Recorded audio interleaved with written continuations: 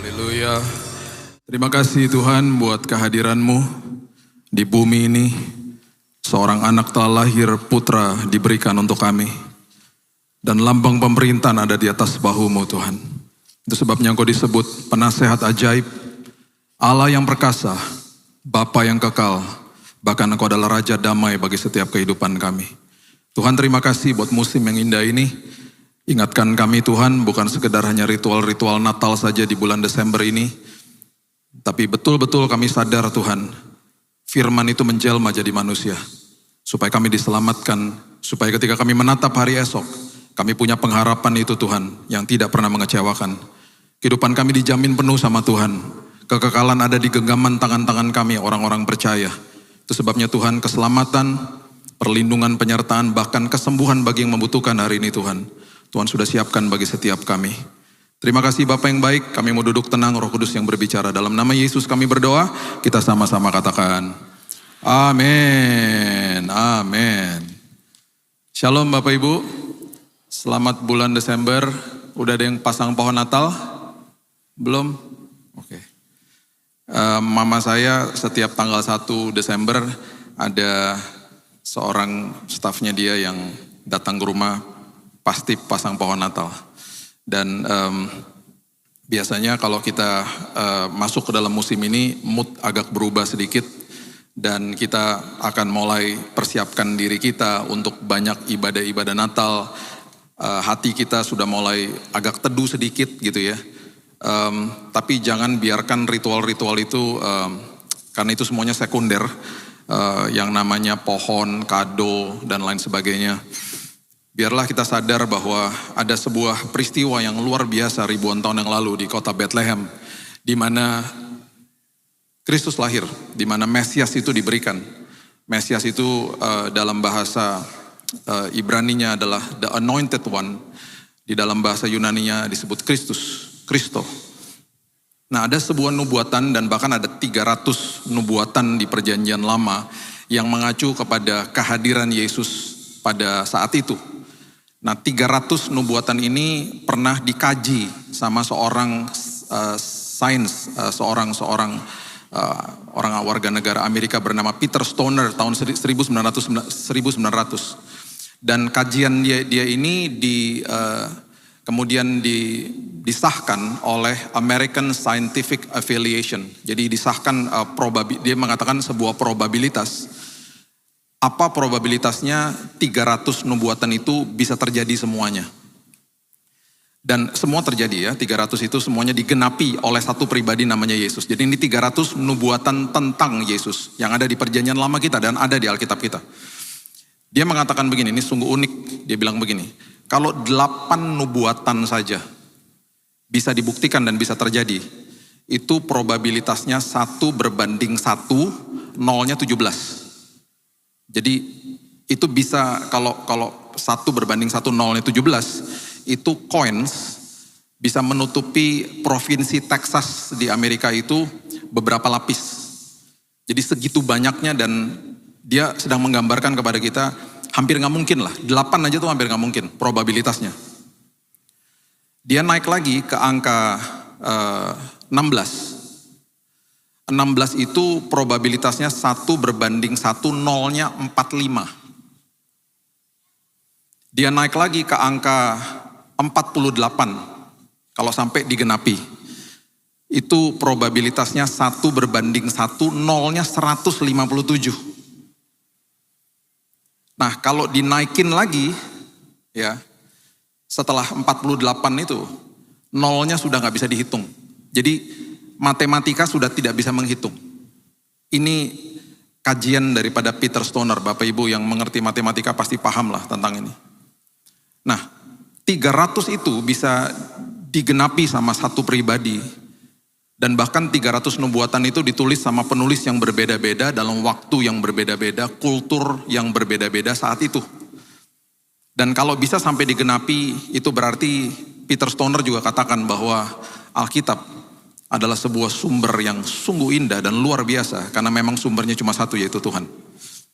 Dan ada sebuah ayat, dan kita seringlah pasti baca, Bapak Ibu kalau suka membaca perjanjian lama pasti mengerti kitab Yesaya itu adalah sangat mesianik karena banyak sekali nubuatan yang mengacu kepada kehadiran Yesus. Bahkan kata Immanuel pertama kali disebutkan di Yesaya, diberikan kepada kepada Raja Ahaz oleh Nabi Yesaya. Dan ada satu ayat yang tadi juga kita nyanyikan dan sering kali nanti selama musim Natal ini kita akan nyanyikan, yaitu Yesaya 9 ayatnya yang ke-6. Saya bacakan Yesaya 9 ayat yang ke-6, kita pastinya sudah sering membaca dan bahkan ada lagu-lagu yang tentang ayat ini. Sebab seorang anak telah lahir untuk kita. Anak itu berarti Tuhan atau firman yang menjelma jadi manusia dengan wujud anak. Anak telah lahir bagi kita, melambangkan kesederhanaan, melambangkan sesuatu yang tidak terpikir sama pikiran manusia. Tuhan harus menjelma jadi manusia supaya penebusan bisa terjadi. Dan penebusan ini karena dosa yang dilakukan oleh manusia, dia harus menjadi manusia. Dan dia harus menjadi manusia yang bahasa Inggrisnya without blemish atau tanpa dosa. Kelahirannya semuanya cikal bakalnya dimulai dari kandungan yang diberikan oleh Roh Kudus.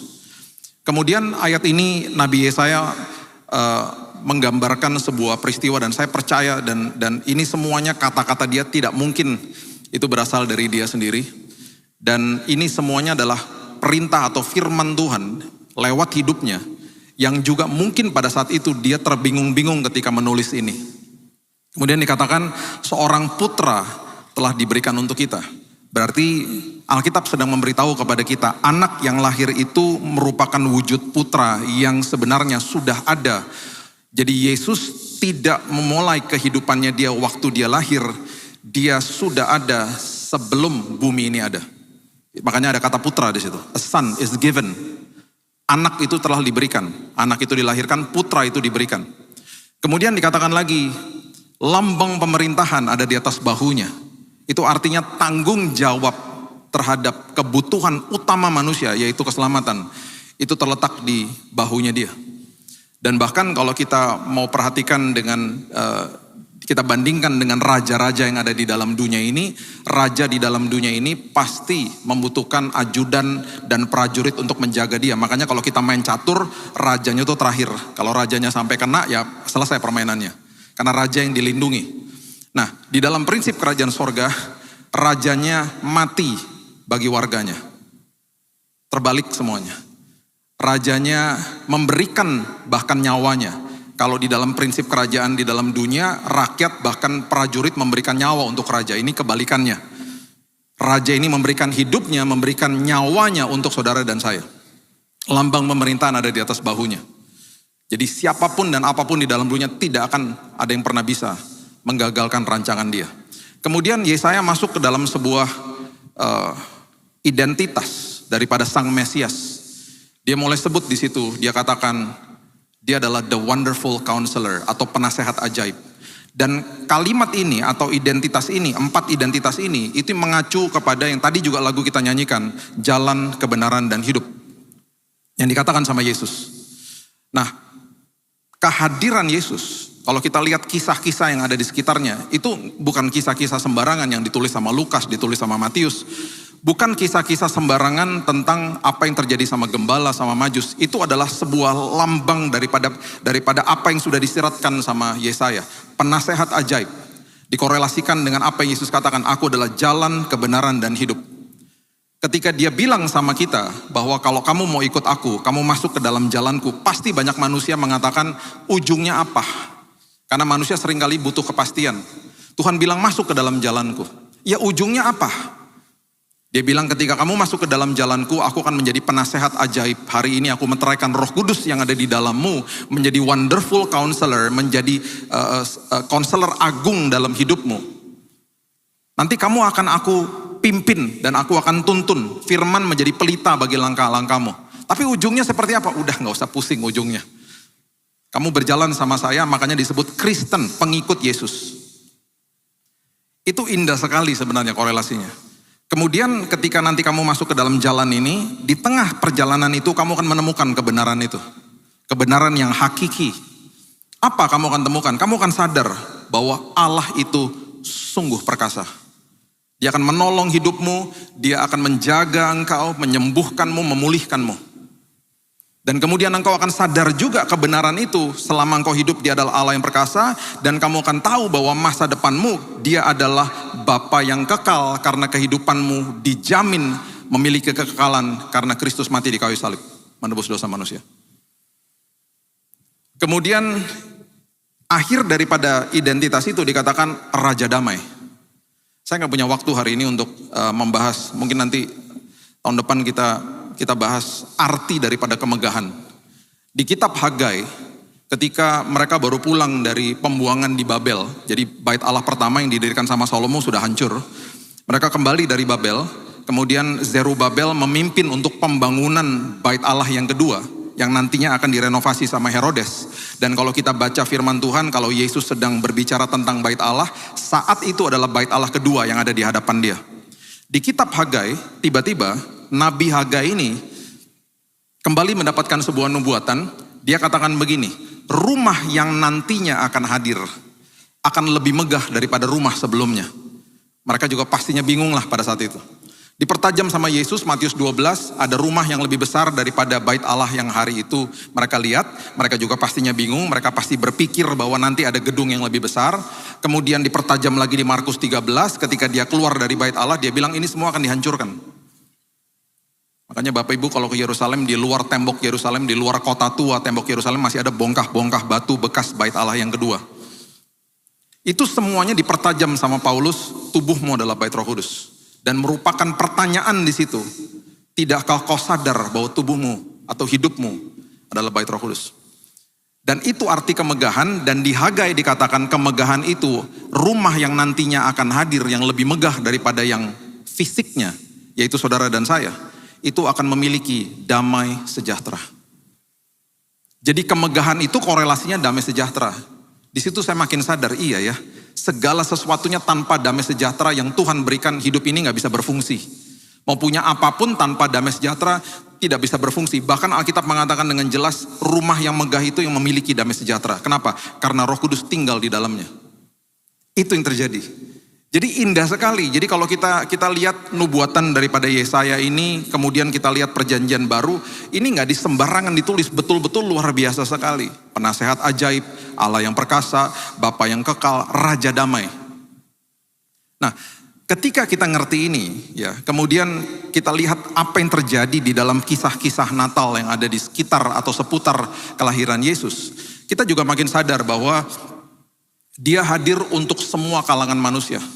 Dan Alkitab mewakili beberapa kelompok-kelompok ini yang pastinya kita sudah sering dengar dan sering bahas dan sering lihat drama-drama di Natal pastinya. Ya. Coba buka sama-sama saya Lukas pasal yang kedua ayat yang ke-8. Lukas pasal yang kedua ayat yang ke-8 mengatakan begini.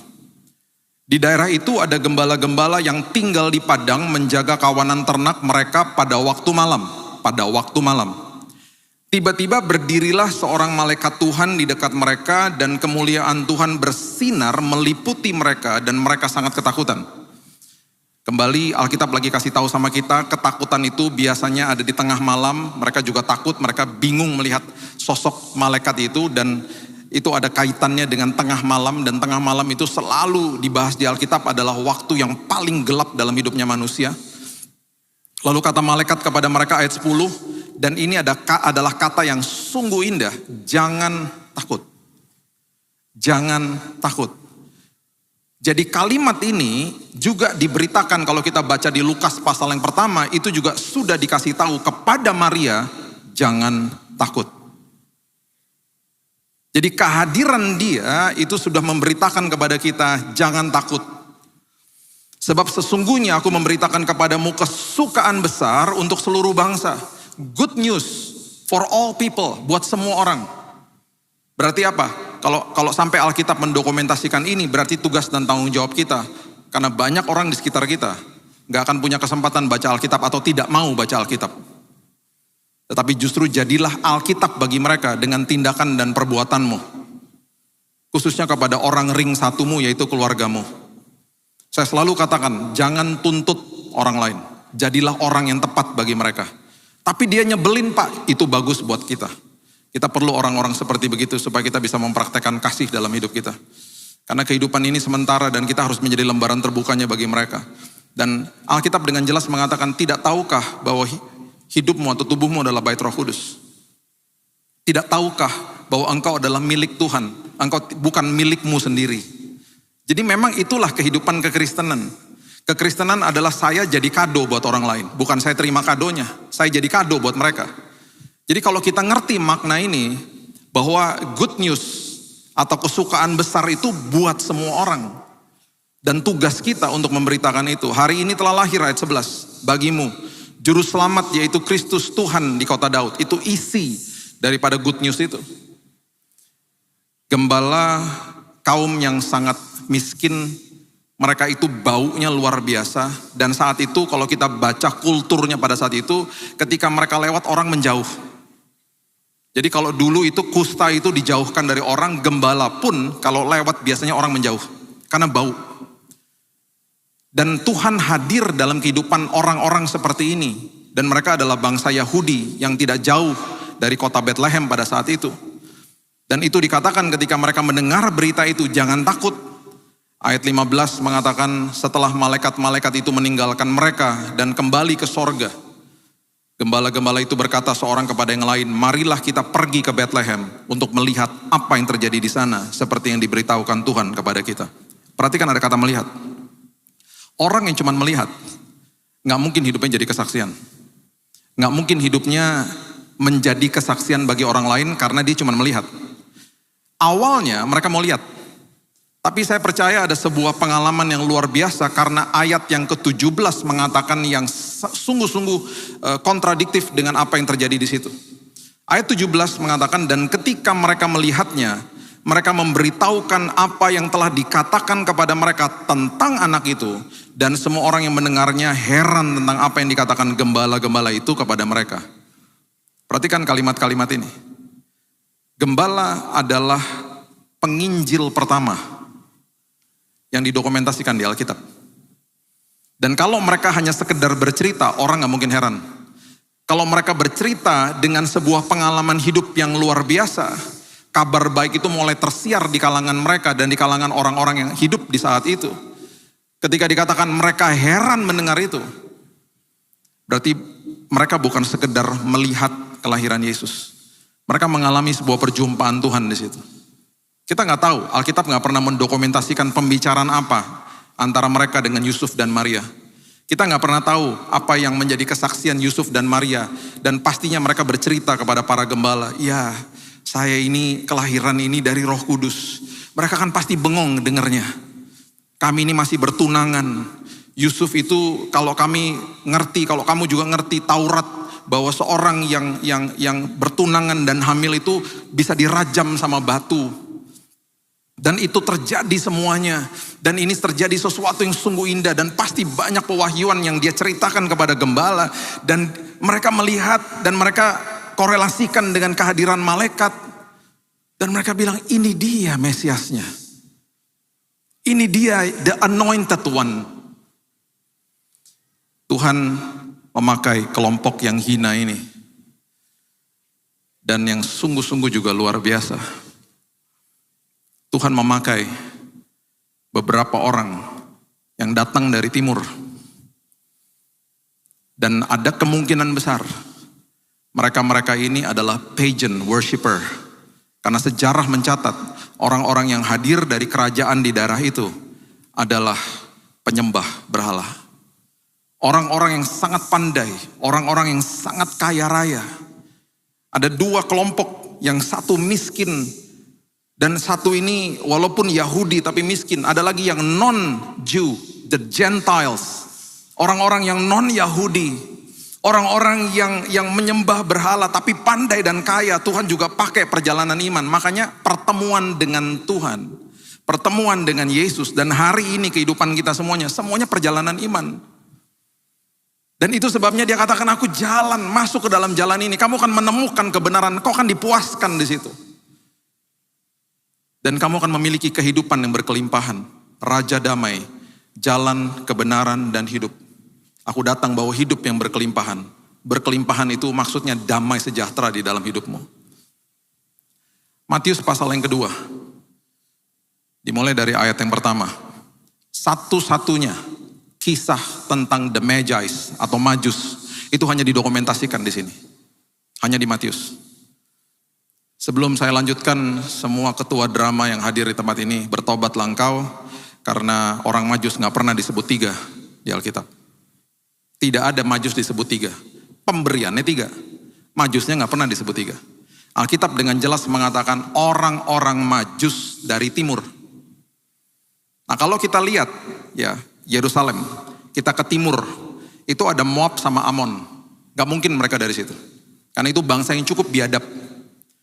Kalau kita tarik yang paling dekat dengan mereka itu adalah Babel dan Persia. Ada kemungkinan dari Persia, itu jaraknya nggak begitu jauh lah, itu 2. Sekarang Irak sama Iran. Nah, ketika mereka datang dari Persia, masalahnya adalah jarak Persia ke Yerusalem 1.200 kilo. 1.200 kilo. Kemarin saya terbang ke sini dari Jakarta. Dari Jakarta ke sini ke Surabaya jaraknya 900-an kilo lah. 1,5 jam udah nyampe di Juanda. Kalau mau tarik 1.200 mungkin ke Bali lah ya. Nah, Jakarta ke Bali sekitar 2 jam lah, more or less. Hari ini, Bapak Ibu bisa pergi mau liburan, mau short vacation atau apapun itu. Kita ada tiket.com, kita ada Traveloka dan lain sebagainya. Kita tinggal klik, lihat tiket murah, berangkat. Kita bisa ngajak teman kita untuk berangkat minggu depan. Bahkan kita bisa ngajak teman kita berangkat beberapa hari lagi juga bisa. Kita bisa go show bahkan. Plus kita punya infrastruktur yang namanya jalan tol. Di Jakarta ada Wush, kereta cepat. Sekarang kereta cepat stop di Kerawang. Kemarin saya ada khotbah di Cikarang. Jakarta Kerawang yang biasanya macet dan bisa 1 jam lebih. Itu ditempuh dalam waktu hanya 15 menit.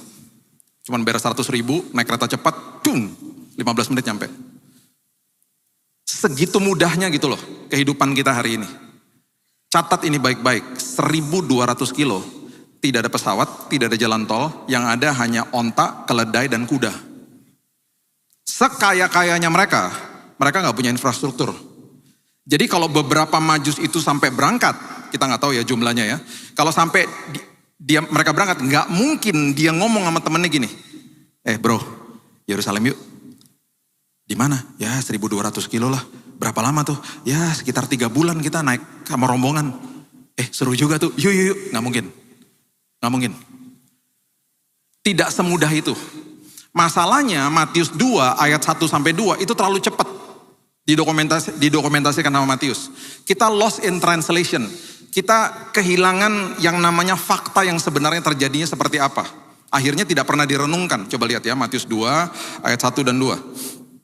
Sesudah Yesus dilahirkan di Bethlehem, di tanah Yudea pada zaman Raja Herodes, datanglah orang-orang Majus dari timur ke Yerusalem. Dan bertanya-tanya di manakah dia raja orang Yahudi yang baru dilahirkan itu, kami telah melihat bintangnya di timur dan kami datang untuk menyembah dia. Nah, melihat bintang di timur, itu gak mungkin juga cuman gini, lihat bintang, oh ada raja baru lahir, yuk ke Yerusalem. Gak mungkin juga. Ada sebuah pernyataan Tuhan pasti dalam hidup mereka, karena mereka adalah orang yang penuh dengan kalkulasi.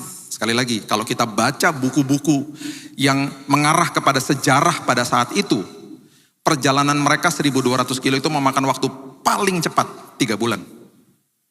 3 bulan. Dan kalau kita lihat sejarah-sejarah pada saat itu, satu raja kalau berangkat dari saat itu rombongannya 40. Jadi kalau ketua drama mau taruh orang Majusnya 3, oke lah, kita nggak tahu jumlahnya. Kalau mau taruh 3 di mimbar, berarti harus ada berapa orang di situ?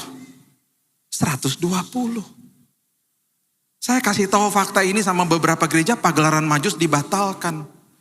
Karena mereka bilang gini, Pak, 3 Majus aja bajunya dijahit mahal, 120 kas gereja tekor, Pak. Jadi saya bilang gak pernah disebut 3, Pak, Bu, gak pernah. Dan perjalanan mereka ke sana itu kalau tidak ada perjumpaan dengan Tuhan, catat itu baik-baik, gak mungkin. Jalan ke Yerusalem. Mereka gak tahu loh ujungnya seperti apa. Aku akan nasihati kamu. Nanti kamu akan ke sana, kamu akan menemukan kebenaran. Karena di tengah-tengah perjalanan aku akan sediakan orang yang tepat, kesempatan yang tepat untuk membawa kamu kepada tujuan yang tepat. Mereka dibawa ke istananya Herodes. Mereka nggak pernah tahu. Dan ini yang harus kita pikirkan baik-baik. Ketika mereka berangkat segitu jauh Bapak Ibu, mereka tidak pernah tahu bahwa mereka harus ke Bethlehem. Coba bayangin, gak pernah tahu. Jadi ini kisah di seputar Natal dengan nubuatan yang sudah terjadi, dahsyat. Dahsyat. Semuanya nubuatannya dengan perjalanan iman mereka yang ada di seputar kelahiran Yesus luar biasa. Dan persiapan logistiknya mereka kalau mereka mau berangkat itu sekitar 1 bulan. Karena mereka harus siapin makanan buat mereka, tenda buat mereka untuk nginap. Kan gak ada rest area. Kan gak ada hotel. Mereka pakai tenda lah. Belum lagi pakannya buat hewan-hewan mereka. Buat ajudan-ajudannya mereka. Dan kedengarannya sangat-sangat kelihatan bodoh sekali. Seorang raja yang kaya dan pandai ini ketika berjalan ajudannya kan nanya semuanya. Bos mau kemana bos? Nggak tahu. Dan coba pikirkan baik-baik, mereka sudah biasa mengunjungi kerajaan lain yang namanya kunjungan kerajaan. Di mana rajanya itu punya istana. Dan ada kemungkinan besar mereka nggak pernah tahu bahwa raja orang Yahudi yang baru dilahirkan ini ternyata ada di sebuah palungan. Mereka mungkin nggak tahu. Mereka cuma mau tanya aja, bisa bayangkan nggak kalau mereka setelah 3 bulan sampai di Herodes. Dan Herodes bilang gini, nggak ada raja orang Yahudi di mana? Pulanglah 120 itu. Jadi ini kan bukan perjalanan sembarangan dan ketika dia ngomong sama temannya dan ngajak temannya, ini tafsiran saya, ada kemungkinan besar seperti begini. Mereka kan dapat penglihatan Tuhan ya. Sehingga mereka ini yang non-Jew, orang yang bukan Yahudi, yang ada kemungkinan juga mereka penyembah berhala. Kalau nggak dapat perjumpaan sama Tuhan, nggak mungkin lah mereka berangkat. Dan waktu mereka ajak temannya tidak semudah itu, ada kemungkinan besar ketika mereka mengadakan kunjungan kerajaan kepada temannya, mereka ada kemungkinan ngomong begini sama temannya, bro, boleh gak istri lu keluarin dulu dari ruangan ini, gue mau ngomong 4 mata nih. Ini agak-agak konyol nih ya, jangan ketawain ya. Aku nih dapat perjumpaan nih sama Tuhan, konfirmasinya bintang. Aku harus pergi 1.200 kilo ke Yerusalem, bawa rombongan. Terus temannya bilang, mau kemana? Aku dapat suara di sini, aku dapat penglihatan mungkin, dia bilang. Bahwa ada seorang raja Yahudi baru lahir tapi aku nggak tahu di mana. Kita ke Yerusalem aja nanyanya di sana. Ada kemungkinan besar temannya ngomong gini, aku juga dapat penglihatan yang sama dan aku nggak berani kasih tahu siapa-siapa. Ada kemungkinan besar beberapa dari mereka mendapatkan perjumpaan Tuhan dan mereka akhirnya sepakat untuk berangkat. Persiapan logistik mereka itu sekitar 1 bulan. Perjalanan 3 bulan. Dan itu sebabnya ketika kita membaca ayat yang kedua, seringkali kita nggak lihat fakta-fakta di belakang ini. Itu perjalanan iman yang luar biasa. Jalan dan engkau akan menemukan kebenaran. Mereka pertamanya pasti terkejut ketika Raja Herodes ayat 3 mengatakan mendengar hal itu dan terkejutlah ia beserta seluruh Yerusalem. Terkejutlah. Hah, raja orang Yahudi di mana? Ditanyain sama semua Yerusalem. Yerusalem bingung, nggak ada. Ayat 4. Itu adalah hikmat Tuhan. Tuhan bisa pakai orang sejahat Herodes. Tuhan bisa pakai siapa saja dalam hidupmu untuk mendatangkan kebaikan bagi engkau. Tuhan pakai Herodes dan Tuhan berikan hikmat kepada dia sehingga ayat 4 yang terjadi adalah begini. Maka dikumpulkannya semua imam kepala dan ahli Taurat bangsa Yahudi. Lalu diminta keterangan dari mereka, di mana Mesias itu dilahirkan, di mana the anointed one, di mana sang Mesias itu dilahirkan. Itu kalau nggak dapat hikmat dari Tuhan nggak mungkin. Dia tanya sama ahli Taurat sama imam-imam kepala. Dia bilang apa? Pastinya bilang ini, tolong kamu masuk ke dalam ruangan. Tolong kamu buka gulungan-gulungan kitab nabi yang ada di Alkitab kita perjanjian lama. Tolong kamu lihat nubuatan mana yang mengacu kepada hari ini, yang menyatakan bahwa ada seorang Mesias yang lahir. Mereka masuk ke dalam ruangan itu. Dan bisa bayangkan 120 rombongan ini nervousnya luar biasa. Karena kalau sampai mereka keluar dari kamar dan mereka katakan tidak ada, pulang Bapak Ibu. Pulang mereka. Ayat yang kelima. Saya percaya ini sebuah teriakan. Saya percaya mereka begitu gembira. Karena mereka keluar dari ruangan itu. Mereka pasti teriak. Mereka bilang, bos, ketemu bos. Di Mika pasal yang kelima ayat yang kedua. Dan itu ada di Alkitab kita. Mereka bilang di Bethlehem. Jaraknya cuma 8 kilo dari Yerusalem. Di tanah Yudea, karena demikian ada tertulis dalam kitab Nabi. Dia bacakan Mika pasal yang kelima ayat yang kedua yang dikutip di Alkitab kita. Dikatakan engkau Bethlehem tanah Yehuda. Engkau sekali-kali bukanlah yang terkecil di antara mereka yang memerintah Yehuda. Karena daripadamu akan bangkit seorang pemimpin yang akan mengembalakan umatku Israel. Itu salah satu nubuatan yang tadi saya katakan. Yang digenapi. Dari 300 nubuatan itu mereka bacakan kepada Raja Herodes dan kepada para majus. Bisa bayangkan gak 120 rombongan itu jingkrak-jingkrak. Dan mereka tanya di mana Yerusalem, di mana Bethlehem? 8 kilo arah sana. Mereka datang ke sana. Dan pasti terkejut karena bukan bentuk istana. Bentuknya palungan. Dan waktu mereka sampai di sana, ayat 11 mengatakan begini. Maka masuklah mereka ke dalam rumah itu. Maka masuklah mereka ke dalam rumah itu. Dan melihat anak itu bersama Maria ibunya. Lalu sujud menyembah dia. Mereka membuka tempat harta benda, mempersembahkan kepadanya emas, kemenyan, dan mur. Para ketua drama bertobatlah engkau. Karena orang Majus gak pernah pergi ke palungan. Orang Majus perginya ke rumah. Yang ada kemungkinan di dekat situ. Mereka udah keluar dari palungan itu. Sebuah tempat kecil pastinya, sederhana sekali. Dan Yesusnya sudah jadi anak. Sedih saya, lihatin pagelaran Natal, Majusnya cuma 3, bawa persembahannya kecilnya cuma segini. Terus pergi ke palungan, ketemu sama gembala lagi. Hai-haian lagi sama gembala. Hai guys, gembalanya bilang, hai Jus.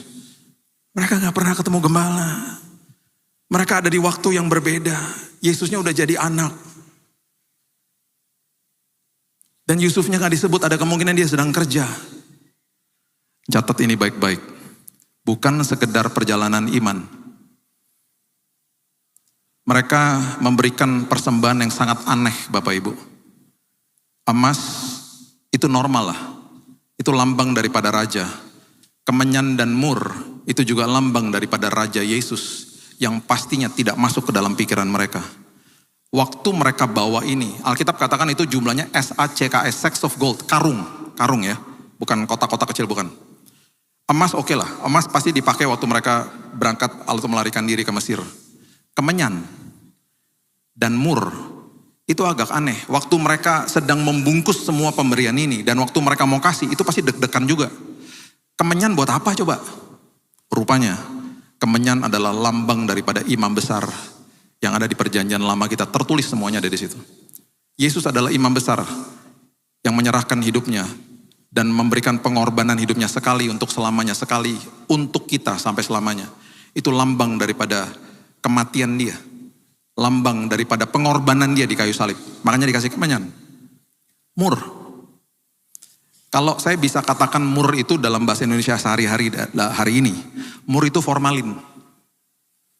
Jadi bisa bayangin gak waktu mereka mau keluarin murnya. Mereka ngomong satu sama lain, kasih gak ya, kasih gak ya. Udah kasih aja.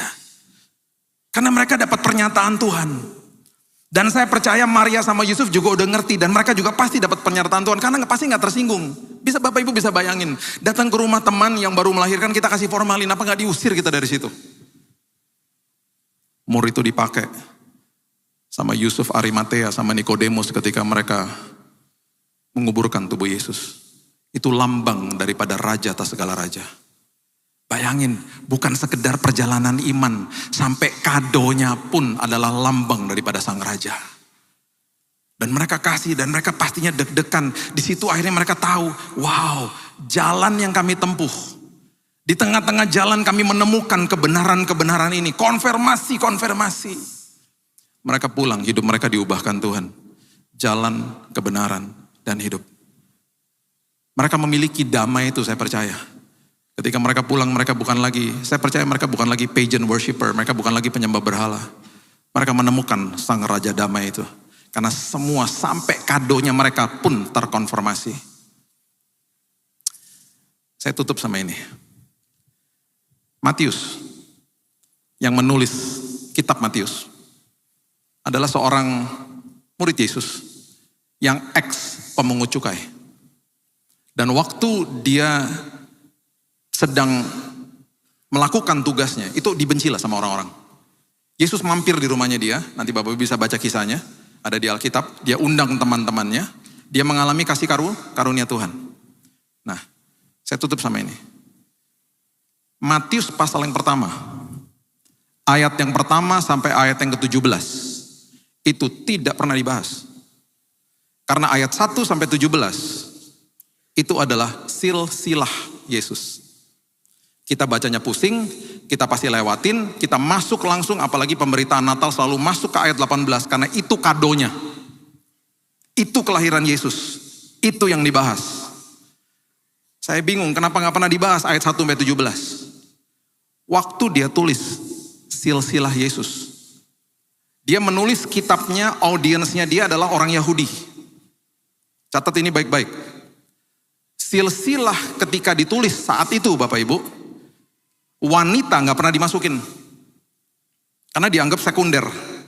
Jadi kalau saya hidup di zaman itu, papa saya namanya John, saya akan disebut Billy anak John. Gak pernah disebut nama ibunya.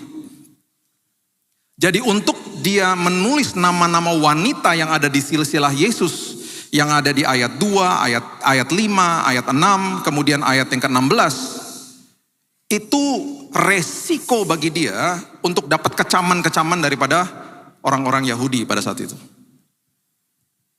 Saya percaya, waktu dia tulis,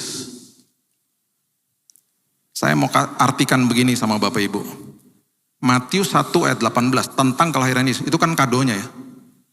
Matius 1 ayat 1 sampai 17, itu bungkusan kadonya. Bungkusan kado, seringkali kita buka, kita nggak inget lah bungkusannya, kita buang lah bungkusannya, kita ingat kadonya toh. Di Natal ini, jangan lupakan bungkusan kadonya. Dan memang bungkusan kadonya jeleknya luar biasa. Kenapa? Karena waktu dia tulis nama-nama wanita ini, saya percaya Matius menangis. Dia deg-degan juga. Karena dia ketika lihat sejarahnya, dia bilang, hah, Tamar. Dia tulis di ayat yang ketiga, Yehuda memperanakan Peres dan Zerah dari Tamar. Yehuda itu papa mertuanya Tamar. Tamar itu sempat mengelabui papa mertuanya. Dia berperawakan seperti pelacur. Itu kisahnya, ada di Alkitab kita semua. Ini semua ada di Alkitab kita. Waktu dia masukin Tamar, wah, ini anak mantu tidur sama mertuanya, punya anak, silsilah Yesus toh. Dia masukin nama dia. Dengan mungkin banyak tuduhan di kepalanya, aku dikecam nih pasti sama orang-orang Yahudi. Dia bodoh amat, dia bilang bodoh amat deh.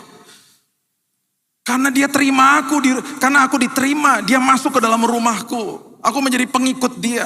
Orang harus tahu. Kemudian dia tulis lagi, dia ketemu nama berikutnya. Dia pasti terkaget-kaget lagi. Rahab. Bukannya dia pelacur di Yeriko. Kok dia masuk dalam silsilah Yesus? Dia tulis Rahab. Itu ada di ayat yang kelima. Dan kemudian dia ketemu lagi satu nama, Ruth. Ini kan bukan orang Yahudi, ini kan orang Moab. Dia tulis Ruth. Dan dia udah keburu nulis ayat yang pertama. Dia udah tulis begini, Yesus itu silsilah Yesus Kristus, anak Daud. Tiba-tiba dia baca, Daud selingkuhan sama Betsheba. Mungkin dia gak enak kali masukin nama Betsheba. Dia tulis di Alkitab kita, di ayat yang ke-6, istri Uria. Dia terkaget-kaget. Dia bilang ini benar aja. Tamar, Rahab, Ruth, Betsheba. Dia gak enak tulisnya, dia tulis aja istri Uria. Dan yang kelima dia tulis Maria pastinya. Bapak Ibu, Matius lagi kasih tahu sama kita. Dia datang untuk orang-orang seperti itu. Itu bungkusan kadonya. Bungkusan kadonya gak pernah dibahas. Karena kita langsung masuk ke ayat 18, kita buang bungkusan kadonya. Musim Natal ini ingatlah. Dia datang untuk para gembala. Dia datang untuk orang yang pandai, yang pakai logika. Dan dia datang untuk orang seperti kita. Orang berdosa. Matius tulis satu-satu. Dan itu adalah bungkusan kadonya, jelek. Itulah Yesus. Itulah pemberian yang sungguh indah di musim ini. Saya percaya sebentar kita akan membuka pintu tulisannya 2026. Perjalanan iman kita terus berlangsung. Saya berdoa, Bapak Ibu dipertemukan dengan orang yang tepat, dengan kesempatan yang tepat. Engkau akan katakan, inilah jalan kebenaran. Dan aku memiliki kehidupan yang penuh dengan damai sejahtera. Yes, berikan tepuk tangan kita untuk Raja segala Raja. Haleluya. Haleluya. Terima kasih Tuhan buat kado terindah bagi hidup kami. Terima kasih. Engkau adalah penasehat ajaib, Allah yang perkasa, Bapa yang kekal, dan Raja damai bagi kami. Anak itu telah lahir, putra itu diberikan, dan lambang pemerintahan ada di atas bahunya. Itu sebabnya kami berdiri seperti Paulus katakan, bermegah justru ketika ada masalah. Karena kami tahu Yesus ada di pihak kami. Engkau datang bagi orang-orang seperti ini Tuhan. Dan kami barusan melihat bungkusan kadonya Tuhan. Gak bagus. Tapi justru Engkau datang untuk orang-orang seperti kami. Engkau melayakkan kami dan sudah melayakkan kami di kayu salib. Dan kami mengucap syukur buat hari yang indah ini. Buat perjalanan iman kami. Karena ujung daripada itu semuanya, kami akan menikmati damai sejahtera dalam hidup kami. Kami akan mengakhiri tahun ini dengan kebenaran ini. Dan kami akan masuk ke dalam tahun yang baru. Dengan semangat yang baru Tuhan. Karena kami tahu bahwa Tuhan di pihak kami. Dan perjalanan iman kami selalu membawa kebaikan bagi setiap kami. Doa saya Tuhan hari ini yang sakit disembuhkan. Yang berbeban berat hari ini pemulihan sudah terjadi. Karena kado terindah sudah diberikan. Dan kami mau jadi kado bagi orang lain. Di dalam nama Tuhan Yesus aku berdoa dan mengucap syukur. Kita sama-sama katakan amin.